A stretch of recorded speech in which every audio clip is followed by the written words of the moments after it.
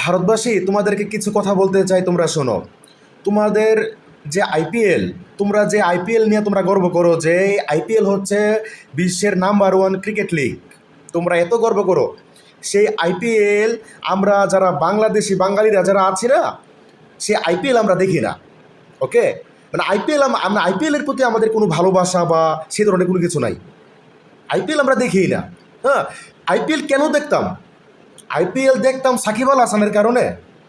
হ্যাঁ, বাঙালি আইপিএল দেখা শুরু করেছিল যখন মোহাম্মদ আশরাফুল, আব্দুর রাজ্জাক, মাশরাফি বিন মুর্তজা তারা যখন শুরু করেছিল না, তখন আসলে বাঙালি আইপিএল দেখতো। মানে বাংলাদেশের বাঙালিরা তখন আইপিএল দেখতো। ওকে, তারপর নেক্সট তো সাকিব আল হাসান। সাকিব আল হাসান তো দীর্ঘ অনেকটা সময় আসলে আইপিএল খেলছে। সেই সাকিব আল হাসানের কারণে আমরা আইপিএল দেখছি, আমরা বাংলাদেশের বাঙালিরা আমরা আইপিএল দেখছি। এটা তোমরা খেয়াল রাখো। আর তোমাদের যে তোমাদের আইপিএলের কি ব্র্যান্ডিং ছিল? কোনো বালের ব্র্যান্ডিংও ছিল না তোমাদের আইপিএলের, বুঝছো নাই? আমাদের বাংলাদেশের প্লেয়ারগুলারে তোমরা নিয়ে, হ্যাঁ, তোমরা আসলে একজন প্লেয়ারে নিয়ে এসে তোমরা তোমাদের আইপিএলে টিআরপি বাড়াইছো। কারণ আমরা বাংলাদেশিরা যাকে ভালোবাসি, সম্মানের সহিত ভালোবাসি, জান দিয়া ভালোবাসি, হ্যাঁ, তার জন্য জান কোরবান দিয়ে তারা এরকম ভালোবাসি আর কি। আমাদের ভালোবাসার মধ্যে কোনো ফারাক নাই, আমাদের ভালোবাসার মধ্যে কোনো খাদ নাই। ওকে, আমরা মন থেকে ভালোবাসি।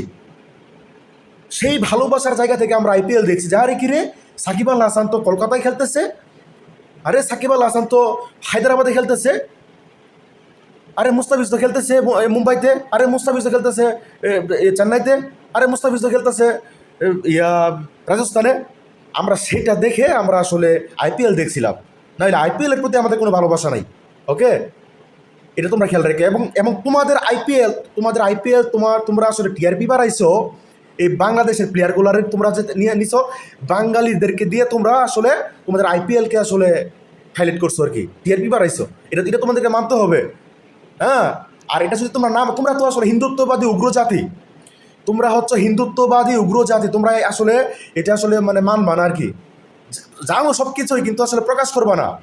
এটা হচ্ছে তোমাদের স্বভাব, তোমাদের রক্তে এই সবটা মিশে গেছে, বুঝছো? আর আমাদের মুস্তাফিজ তো বলে নাই যে আইপিএল খেলবো। মুস্তাফিজকে বলছিল আইপিএল খেলবো, মুস্তাফিজ বলে নাই। মুস্তাফিজকে তোমরাই নিছো এবং সর্বোচ্চ টাকা দিয়ে নিছো। নাকি এটা ইগো কাজ করছে, একটা বাঙালি প্লেয়ার এত টাকা পাইবে, তারে রাখতে দেওয়া হবে না, তারে রাখা যাবে না, সেটা হয়েছিল নাকি? তোমরাই নিছো, তোমরাই নিয়ে আসলে ভাই করে দিছো, তোমরাই আসলে সব কিছু করছো। আমরা তো খেলতে চাই না রে ভাই, আমরা তো বলি নাই যে আইপিএল খেলবো, বা আমরা মুস্তাফিজ তো বলে নাই। এবং আমাদের মুস্তাফিজুর রহমান একজন অরাজনৈতিক ব্যক্তি।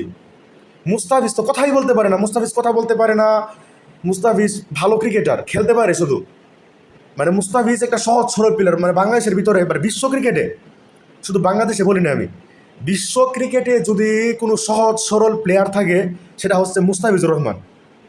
ওকে, এটা তোমাদেরকে বুঝতে হবে। আর এটা সারা বিশ্বই মানে যে মুস্তাফিজুর রহমানের সাথে সহজ সরল প্লেয়ার বিশ্বে আর নাই। একজনই আছে মুস্তাফিজুর রহমান। মানে কোনো রাজনীতি নিয়ে কথা বলে না, কারো সামনে ঘুরে না, কারো পিছেও ঘুরে না, সবসময় মানে তার নিজস্ব গতিতে সে চলে। সে শুধু খেলাটাই ভালোবাসে, খেলাটাই বুঝে। সেই মানুষটাকে নিয়েও তোমরা রাজনীতি করলা, সেই মানুষটাকে নিয়েও তোমরা মিথ্যাচার করলা। এবং আরেকজন রাজিন সালে বাংলাদেশের, তাকে নিয়েও তোমরা মিথ্যাচার করতেছো, সে তো এই কথা বলে নাই। তো এই ফাইজলামিগুলো তোমরা বাদ দাও। এবং আমি ভারতীয় দুজন দামরি আছে, বুঝছেন? সিনজয় আর পোশালি, সিনজয় পোশালি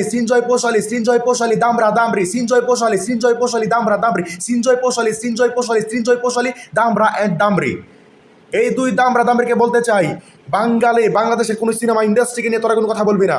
কারণ তোদের মুখে মধু অন্তরে বেশিটা আমরা বোঝা হয়ে গেছে। তোরা ঢালিউড কুইন অপু বিশ্বাস কিনে তোরা কথা বলিস, তোরা ঢালিউড মেগাস্টার শাকিব খান কিনে তোরা কথা বলিস, তোরা এই ধরনের কোনো কথা বলবি না। তোদেরকে আসলে আমাদের চিনা হয়ে গেছে দামরি। সিনজয় পোশালি, দামরি।